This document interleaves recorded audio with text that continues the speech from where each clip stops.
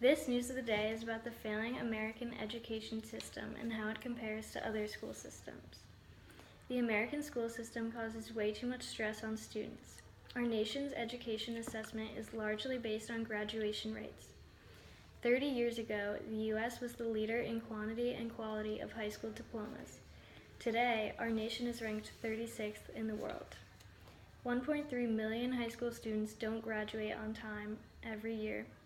If those 1.3 million high school dropouts had graduated, the nation would have seen $337 billion more in earnings. Another issue why the American school system is failing is because less than half of graduating students are unprepared for college. It is a major problem that students are being passed on to the next grade level and are unable to keep up with the grade level work. The National Assessment of Educational Progress, the largest standardized test administered in the U.S., reports that only 40% of graduating seniors have mastered reading and math and are poorly equipped for college and the real world. These students who are past the next grade level are at a serious disadvantage and have an increased chance of falling behind and dropping out of college. The American school system has taken it too far, which causes too much stress on students. Looking at the Finland school systems, they have better standardized tests. The Finnish students only take one standardized test all of their primary and secondary years of education, versus American students taking standardized tests from 3rd grade to 8th grade to track their performance. What has been found in the testing doesn't make students any smarter and now creates a teaching to the test type of environment in schools.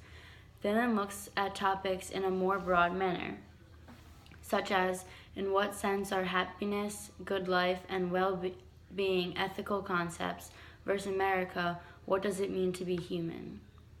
Finland has more time for play. Students in Finland relatively spend little time on homework. According to the Organization for Economic Cooperation and Development, a study on 15-year-olds around the world found on average Finnish students spend 2.8 hours a week on homework, while American students spend at least 6.1 hours a week on homework. Finns put a lot of free time into play. By law, teachers must give students a 15-minute break for every 45 minutes of instruction or learning. American students typically get less than half an hour of recess every day. With such little time for play, this may lead American students to have more anxiety and other mental health issues. And lastly, college is free. In Finland, not only are bachelor degree programs completely free of tuition fees, so are master and doctoral programs. Students pursue higher education goals without having huge student loan debt that many American students face. And the same goes for foreign students. Tuition is free for any student accepted into college or graduate program in Finland. This contrasts greatly with the U.S., where the average student loan debt now approaches $30,000, according to the Institute for College Access and Success in the 2014 report, but is drastically going up each year.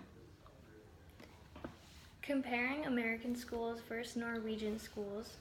In the Norwegian school system, their goal is to have a higher general level of education in the entire population rather than the highest test scores. Norwegian children normally receive no grades at all during primary school, and in secondary school, at age 18, they are required to take only one examination in an advanced subject that the student will have chosen well in advance. In the U.S., state and local governments are primarily responsible for education.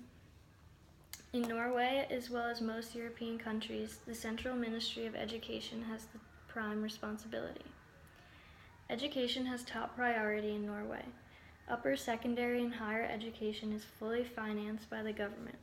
This means that Norwegians pay no tuition fees, but only a small semester fee. So overall, American schools need to change for the better. The pressure and competitiveness is taking a mental and physical toll on students. Their time management is poor, and the hours of a school day is overwhelming.